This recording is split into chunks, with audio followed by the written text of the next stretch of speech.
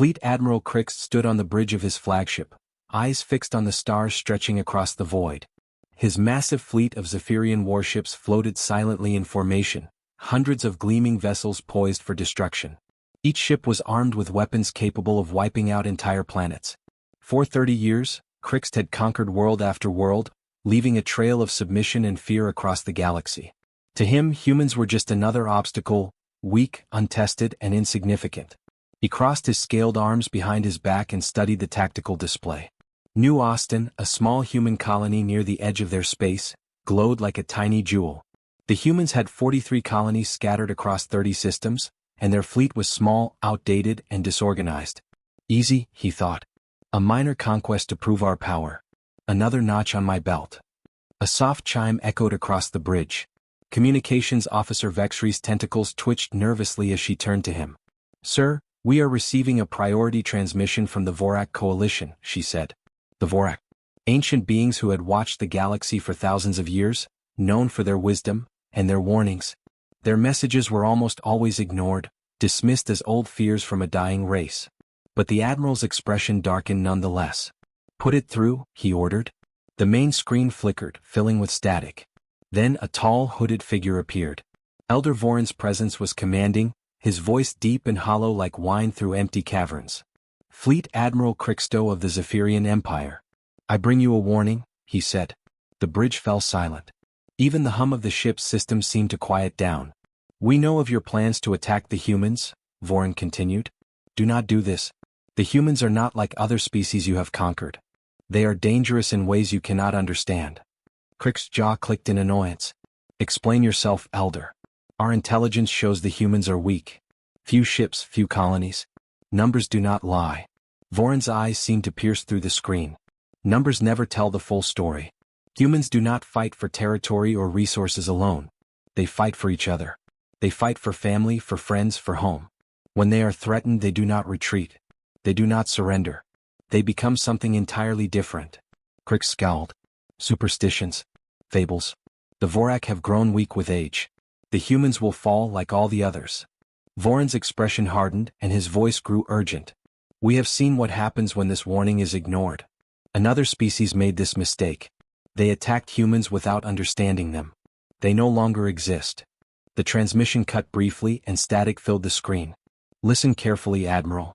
If you attack humans, they will not let you flee. They will hunt your people across the stars.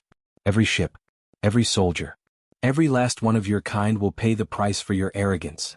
Crix clenched his fists, the warning striking at his pride. "Enough," he said coldly. "We are the Zephyrian Empire. We have conquered species older and stronger than humans. We do not fear fairy tales from ancient relics."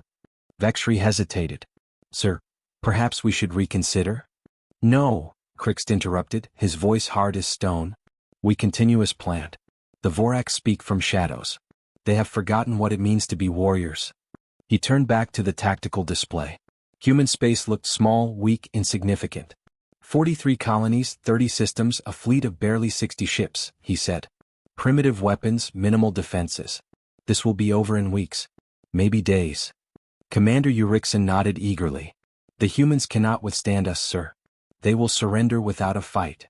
Crix smiled grimly. "Exactly. They will serve as an example to any species foolish enough to defy the Empire." That night, alone in his quarters, Crix reviewed intelligence reports on the humans.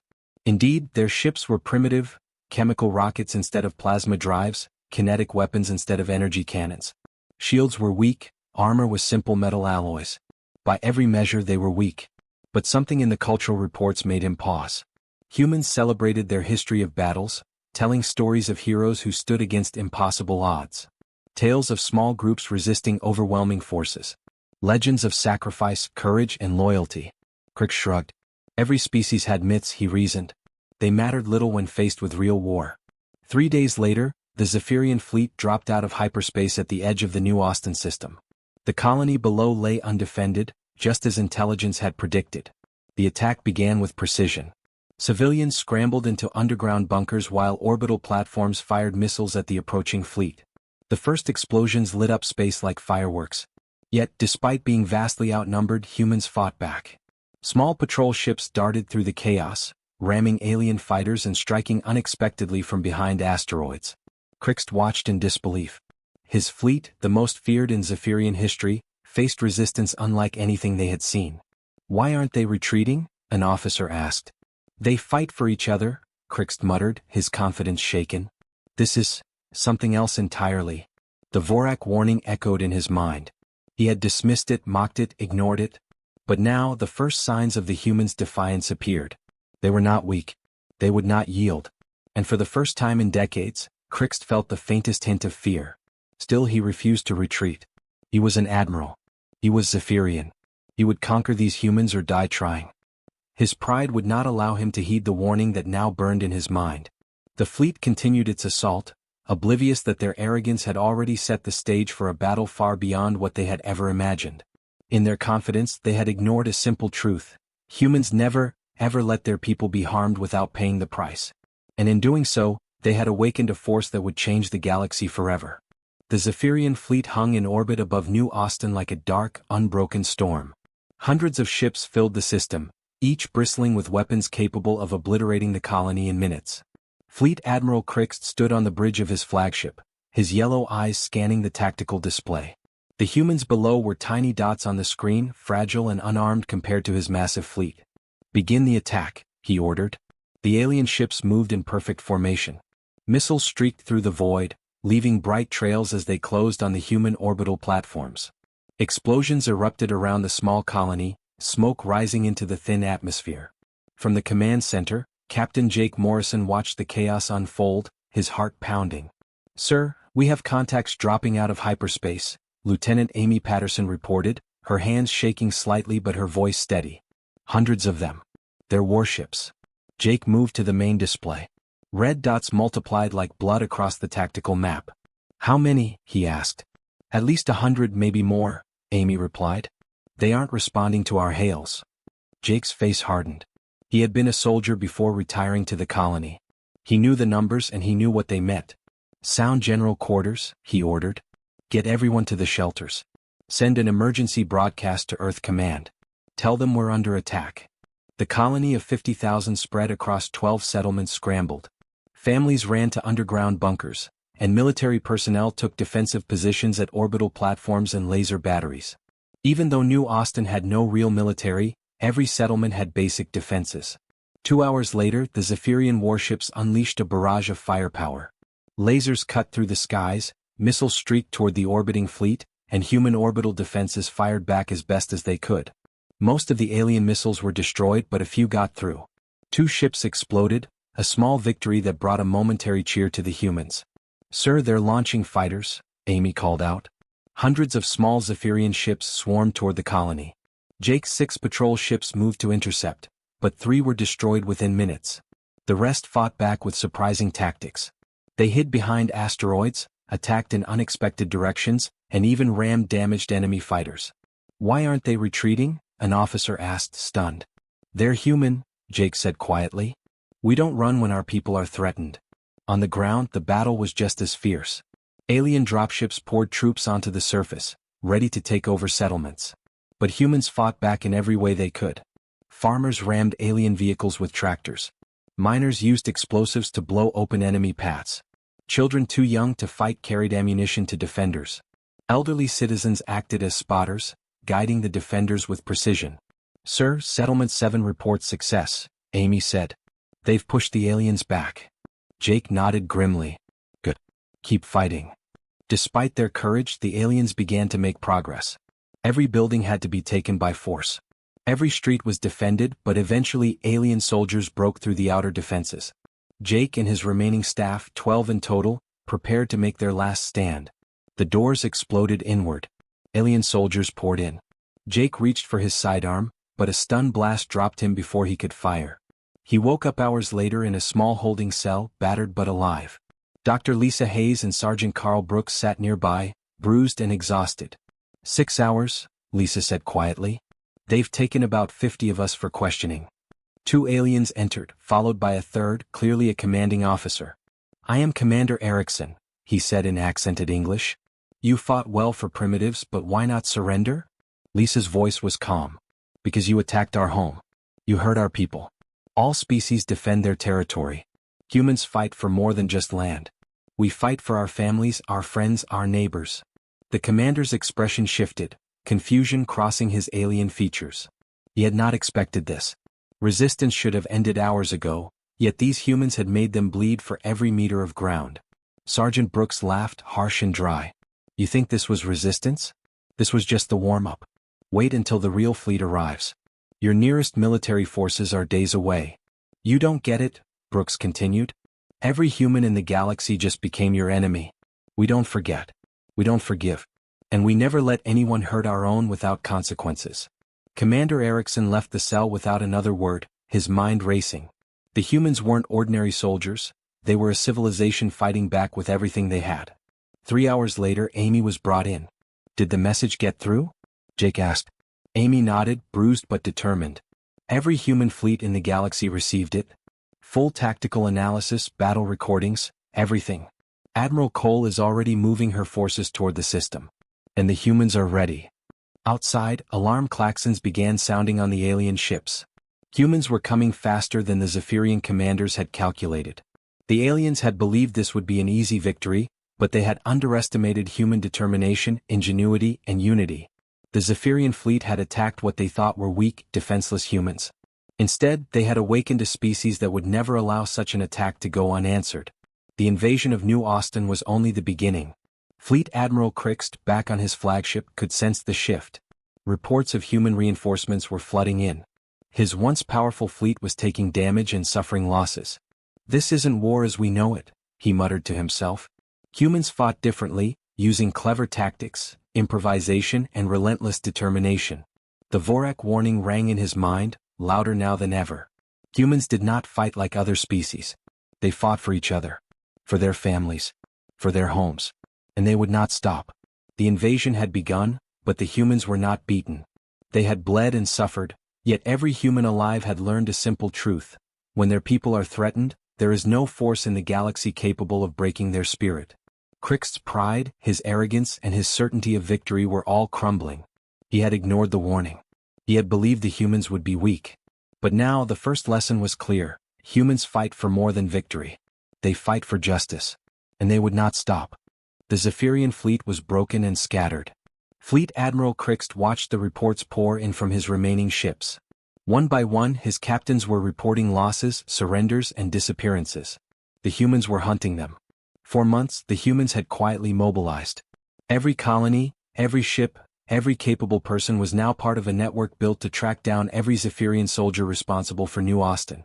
Fleet Admiral Susan Cole had turned the aftermath of the attack into a weapon. Every surviving human ship, whether military or civilian, had become a hunter. Captain Rachel Davis piloted her retrofitted cargo ship, the Deep Tracker, through the Vega system. Once, this ship had carried food and manufactured goods. Now it carried long-range sensors, weapons, and a small squadron of elite soldiers. Rachel's team tracked the movements of a lone Zephyrian destroyer, Kethmore, which had fled the system after the failed attack. Faint energy signature, 2 days old, Lieutenant Mike Torres reported. It matches the pattern from Kethmore. Rachel nodded. Plot the course. Send the coordinates to Admiral Cole. Another sighting confirmed. Humans had changed the game. They didn't need to face the Zephyrians head-on in massive fleets. They struck like predators, targeting isolated ships, disabling them, and leaving survivors to face the consequences of their actions. The psychological pressure was devastating. Zephyrian crews no longer traveled in groups. Alone they were easy prey. Commander Ryan Walsh led a hunting squad of converted civilian ships. Old cargo haulers were now stealth hunters, capable of following Zephyrian vessels across light years without being detected. Passenger liners had been turned into command ships, carrying sensors, weapons, and teams trained to capture enemy crews alive whenever possible. Target acquired, Walsh reported during a briefing.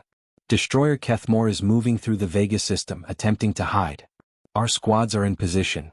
The Zephyrian captain had no idea what was waiting.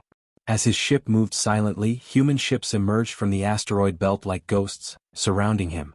He panicked, trying to flee, but every jump point, every potential hideout had already been tracked. Prepare boarding party, Walsh ordered. Captain Pete Adams led a team of skilled operatives. He had been a diplomat before the war, fluent in alien languages and trained in psychology.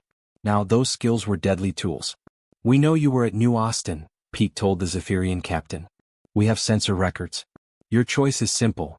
Tell us where Fleet Admiral Krixt is hiding, or be left on the nearest airless moon." The alien captain was confused. "We are at war. You cannot treat us like this." Pete's expression was cold. "This is not about war. You attacked civilians. You killed our people. Rules of engagement are for armies, not for murderers. You had a choice and you refused. Now you live with the consequences." Back on Earth, Admiral Cole oversaw the operation from Kepler Prime. Human hunting groups operated in small, scattered teams, appearing unpredictably across the galaxy. Their goal was not just to capture or destroy Zephyrian ships, it was to send a message. Every fleet, every captain, every soldier who had attacked humans now knew they could not hide. Reports came from across systems. Zephyrian crews who tried to surrender to neutral worlds were handed over to the humans. Trading routes shifted to avoid areas where human hunter ships were active. Entire star systems went silent when sensors detected human presence. The galaxy had learned a new rule: helping the Zephyrians was suicide. Fleet Admiral Krixt had fled to the edge of the galaxy, hiding in abandoned systems, but even there he was not safe. His supply lines were cut. His remaining ships were crippled, running on minimal power. Communications with his scattered captains were filled with desperation and fear. "Sir, some of my crews are talking about surrender," Commander Zakriel reported over a flickering transmission. "They think the humans will show mercy." Krixt's face was hard. "Humans don't show mercy. They show justice. Every Zephyrian responsible for New Austin will face consequences. Do not forget that. Do not underestimate them again." For 6 months the humans hunted. Not like soldiers hunting soldiers, but like a species defending every member of its family. Children, farmers, teachers, doctors. All humans were connected by the memory of what had happened at New Austin. And everywhere the Zephyrians went, humans followed. Slowly, systematically, the once mighty fleet of 200 ships was reduced. Prisoners were captured and interrogated. Ships were destroyed or disabled. Every corner of the galaxy that once seemed safe for the Zephyrians had been mapped, tracked, and sealed by humans. The psychological toll was crushing. The Zephyrians could not understand it. They had expected fear, panic, and surrender. Instead, they encountered methodical, intelligent hunting.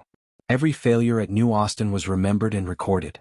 Every human knew exactly what had happened, and every human knew exactly what needed to be done. Krixt realized too late that the Vorak warning had been correct. Humans were not like other species. They did not fight for glory, for territory, or for honor alone. They fought for each other. And when humans fought for their own, nothing, no fleet, no empire, could stop them. As reports poured in, the last few Zephyrian ships scattered, moving from system to system in a desperate attempt to regroup. Even neutral and allied alien species refused to give them shelter. The humans had rewritten the rules of war. The galaxy itself had become a trap for those who dared harm humanity. Krixt stared at the screens in disbelief. "We are losing everything," he muttered. "And we cannot stop them. Not anywhere." On Kepler Prime, Admiral Cole reviewed the latest reports. "How many ships left unaccounted for?" she asked Commander Walsh. 37, ma'am," he replied. "Scattered and desperate." "Then we tighten the net," Cole said. "No more delays. No more mercy. Find every last one of them." The hunt was entering its final phase. For the Zephyrians, this was a nightmare they had brought upon themselves. For the humans, it was a lesson in unity, determination, and the cost of defending what mattered most. And for the galaxy, it was the first clear sign that humans were not just another species to conquer. They were a force to be reckoned with, a species that would never allow harm to come to their families without paying a price, no matter how far or how long it took. The hunt had begun. Fleet Admiral Krixt had grown desperate. His once mighty fleet, now reduced to only 23 ships, drifted in scattered formations near the outer rim of the solar systems.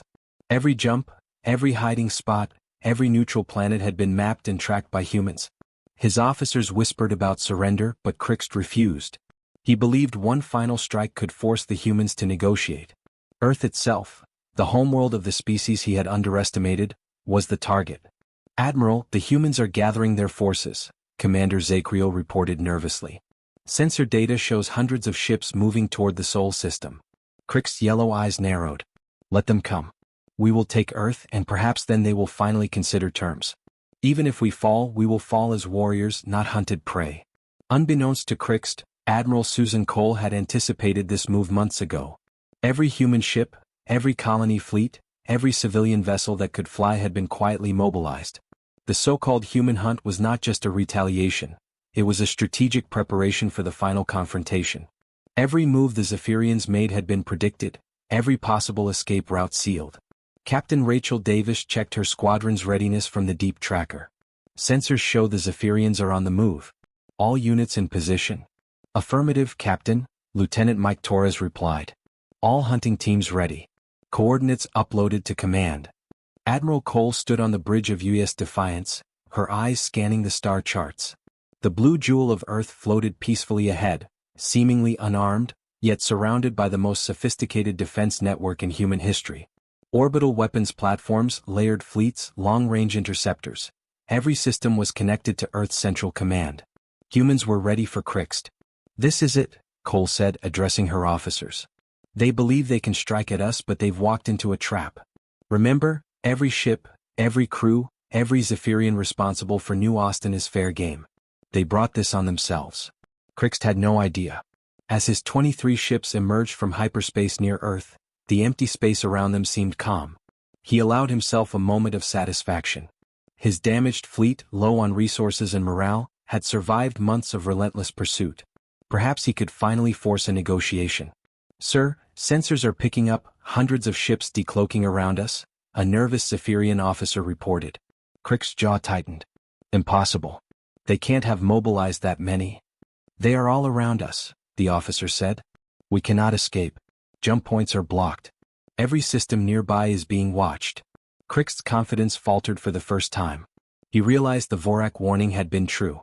Humans did not fight like other species. They were relentless, patient, and calculated.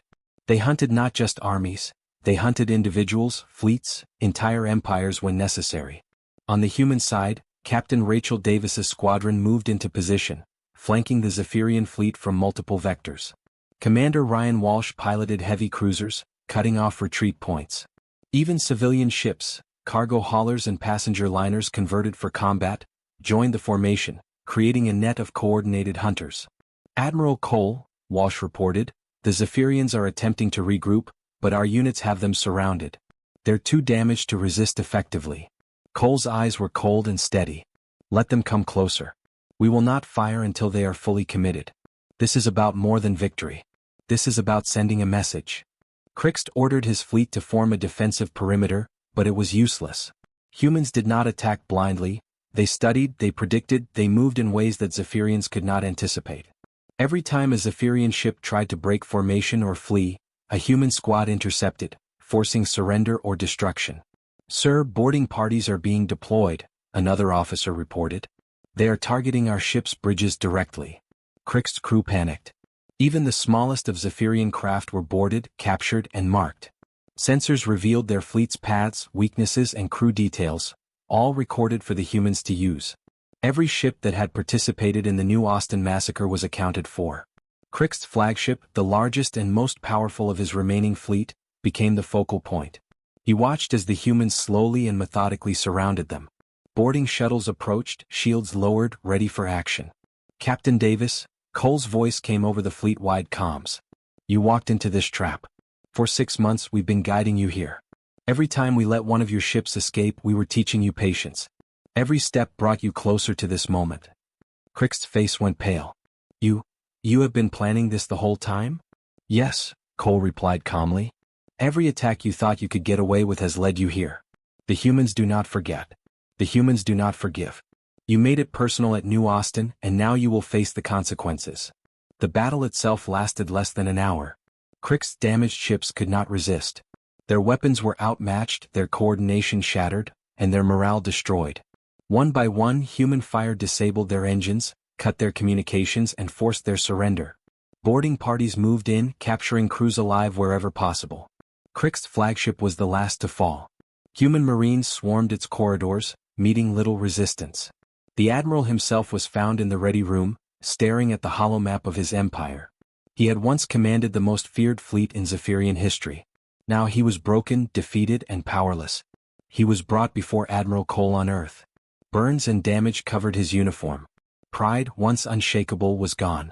Why? he asked, his voice trembling. We offered surrender. We offered terms. Why wouldn't you let us go? Cole stood, her gaze steady and unwavering. You didn't just attack a colony. You didn't just steal territory or resources. You killed our families. You made it personal. And when you attack humans, you fight everyone who defends them. We never let that go.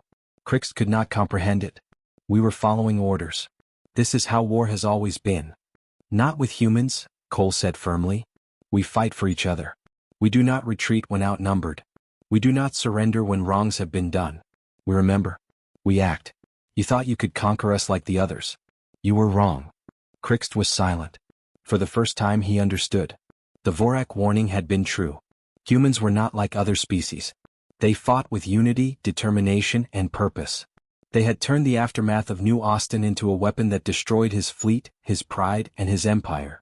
And across the galaxy the message was clear. When humans are attacked, no one is safe.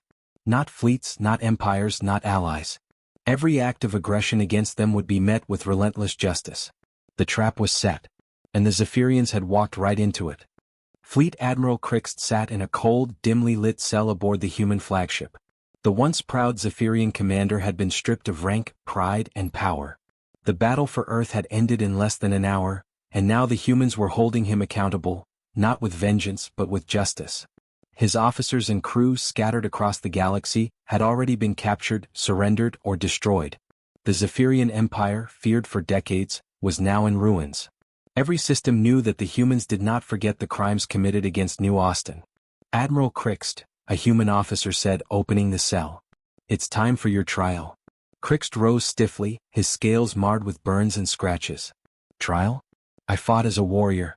I followed orders.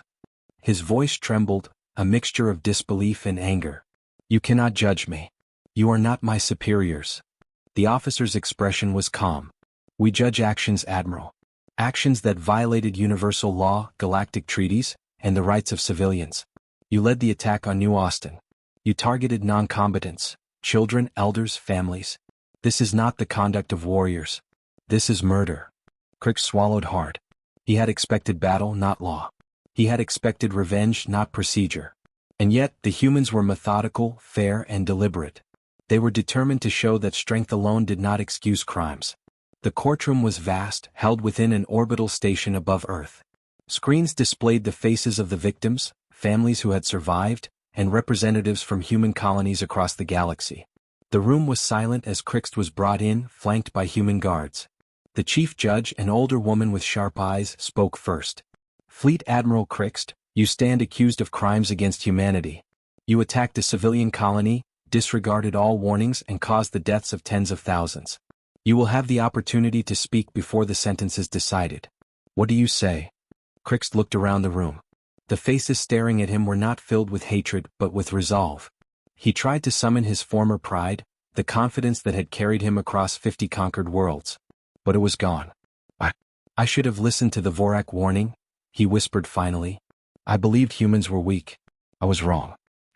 I acted on orders, but the cost. I did not foresee it. The prosecution presented evidence.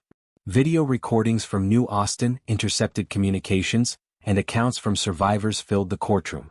Children's drawings, family photos, and stories of bravery and loss were shown. Every act of violence was documented. Every civilian's life mattered.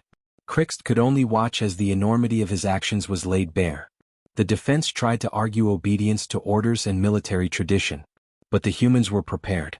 Every human legal expert, every officer, every historian in the courtroom reminded Crix, following illegal orders is still a crime. War does not justify murder. Crix felt his knees weaken. The truth of the humans' words weighed heavier than any battle damage.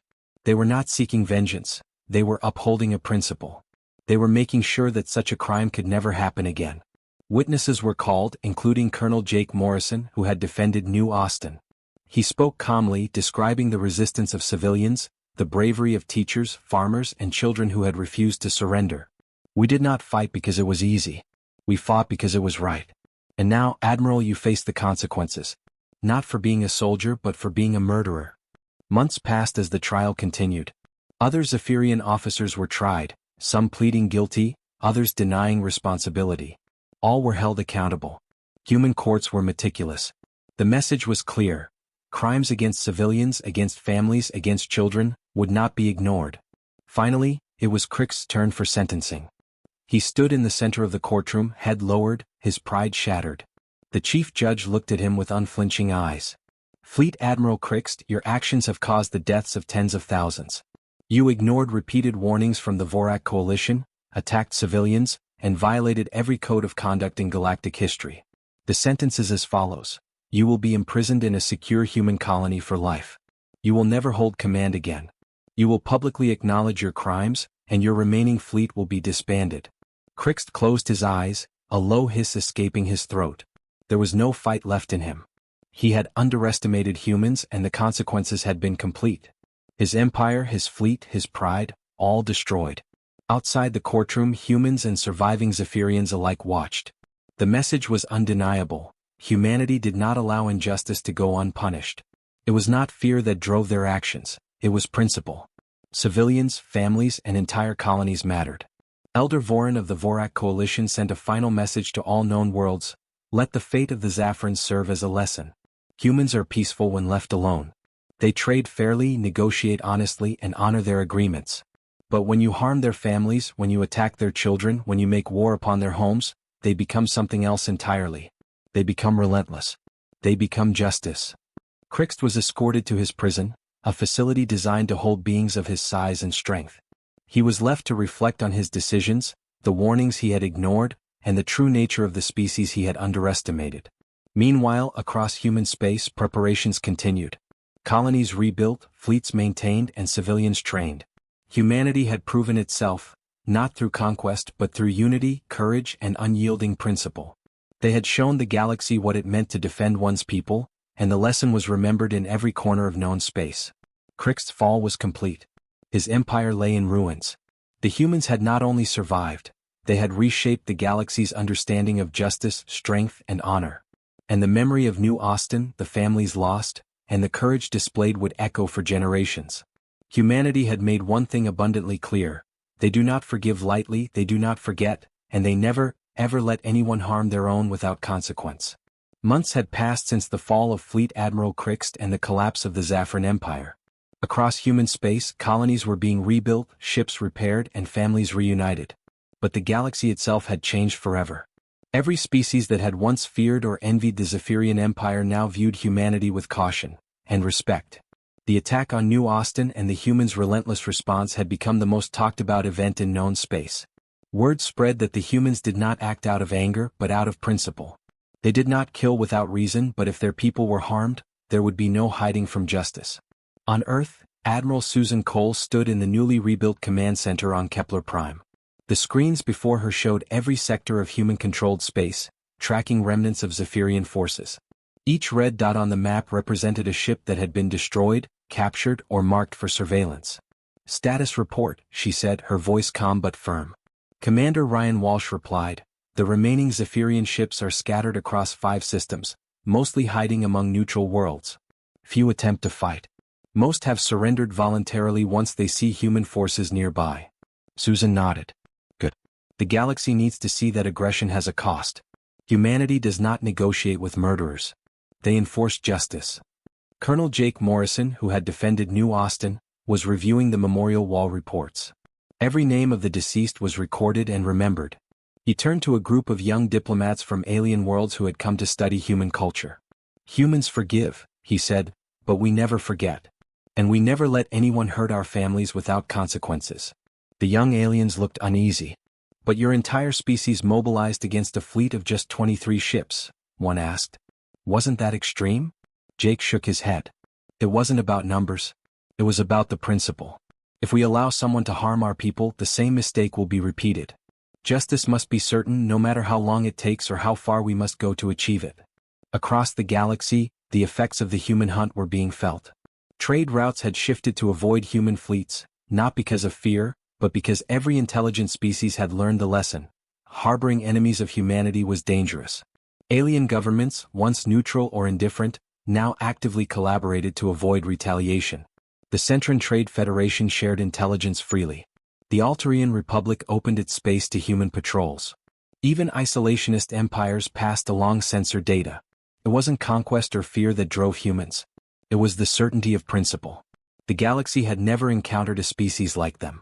Fleet Admiral Krixt, still imprisoned, studied reports sent from human intelligence. His pride had been broken, but he could not ignore the lessons. Humans had mobilized their entire species in a disciplined, strategic, and ethical response. Their families, colonies, and civilians had all been part of the effort. The humans had turned every act of violence against them into a weapon against their aggressors. Even the Vorak Coalition, ancient watchers of the galaxy, updated their records. Elder Voran's voice echoed across communication networks, addressing all known species. "Let the fate of the Zafrans be a lesson," he said. "Humans are peaceful when left alone. They trade fairly, honor agreements, and resolve disputes with words. But when their homes or families are threatened, they become relentless. They pursue justice across the stars, leaving no wrong uncorrected." On Kepler Prime, Admiral Cole convened a meeting with her commanders. "Our work is not done," she said. "Even though the Zephyrian threat is gone, the galaxy is still unstable. Our victory is not just about military strength. It's about setting a standard for how the galaxy should treat its neighbors." Commander Walsh leaned forward. "How do we enforce that standard without becoming what we fought against?" Susan smiled faintly. "By being precise, principled, and predictable. Justice, not revenge. Every ship we send, every action we take must reflect who we are. The galaxy needs to understand that we protect our people, but we do not act like monsters." Meanwhile, on colonies like New Austin, life slowly returned to normal. Schools reopened. Fields were replanted. Families rebuilt their homes. Yet the memorial walls remained, carved with the names of every life lost, a constant reminder of what had been at stake. Children learned of the bravery of their parents and grandparents. Adults trained not only for defense but to preserve a culture of courage, responsibility, and resilience. On a quiet day, Colonel Jake Morrison stood before a group of visiting aliens. One asked, "Do humans ever overreact? Couldn't diplomacy have solved this?" Jake looked at the memorial wall, then at the stars beyond. "Diplomacy works when both sides respect life. But when someone attacks your people, no words are enough. You must act. You must show them that harming others has consequences. That is the lesson the galaxy has learned, and it will not forget." Even Fleet Admiral Krixt, in his prison cell, had come to understand the scope of humanity's response. The humans had not merely destroyed his fleet, they had reshaped the entire understanding of power in the galaxy. The Zephyrians had been strong, but their strength had relied on fear, deception, and quick victories. Humans had demonstrated that true strength was discipline, unity, and an unwavering commitment to principle. The galaxy from that point forward was a different place. Species that had once acted with aggression reconsidered their plans. Governments who had relied on intimidation or conquest learned to treat humanity with respect. And while the humans did not seek dominance, their example ensured a new era of careful balance. In private, Admiral Cole addressed her staff. "Remember," she said, "we do not fight because we love war. We fight because we love life, because we honor justice, and because we never, ever let anyone harm our people without consequence. That is the true lesson of New Austin. That is what humanity has shown the stars." And so, humanity continued its path, not as conquerors but as guardians of justice. Across the galaxy, every species knew that when you attacked a human colony, you weren't just fighting soldiers. You were awakening a force that would pursue fairness, justice, and protection for every life, across every star system. The lesson had been learned, and it would not be forgotten. The galaxy had changed forever since the attack on New Austin. The once feared Zafran Empire had been broken, and every species had learned a hard truth. Humans were not like any other civilization. They were relentless in protecting their people, unwavering in pursuing justice, and united across planets and colonies in a way no alien species had ever seen. On Earth, Admiral Susan Cole walked along the observation deck of the newly rebuilt space station orbiting Kepler Prime. Below, fleets of human ships moved in coordinated patterns across the system, performing drills and patrols. It was a display of strength, but also a symbol of readiness and unity. Commander Ryan Walsh approached her. "The remaining Zafran ships have all surrendered or been captured," he reported. "Most of the crews are being sent to prison colonies. The galaxy is watching, and the word about New Austin's response has spread to every corner of known space." Susan nodded. "Good. But our work is not just about winning battles. It's about shaping a future where the galaxy remembers what happens when you attack humans. Diplomacy, trade, and cooperation will follow, but everyone must understand the consequences first. Meanwhile, across human colonies, life was returning to normal, but the lessons remained. Families rebuilt homes, schools reopened, and children learned both science and strategy, preparing for a future where they might need to defend themselves. Memorial walls continued to honor the fallen, a solemn reminder of courage, sacrifice, and principle. Colonel Jake Morrison stood at New Austin's memorial wall, reading the names carved in black stone. He spoke quietly to a group of visiting alien diplomats. "Humans forgive," he said. "We are not vengeful. But we never forget, and we never let anyone harm our people without facing justice. That is the legacy we leave for the galaxy." The young aliens listened carefully. "Even after all this, humans do not seek war?" one asked. Jake shook his head. "No. We seek peace. We trade fairly, we honor agreements, and we negotiate whenever possible. But when someone attacks our homes, our families, or our people, we act. And we act with certainty. That is why the galaxy now respects us." In the outer systems, the remaining Zaffron leaders were being processed for trials. Fleet Admiral Krixt, once proud and ruthless, stood before the human tribunal. His uniform was torn, his pride shattered, and his empire gone. "Do you have anything to say before sentencing?" the chief judge asked. Krixt lowered his eyes.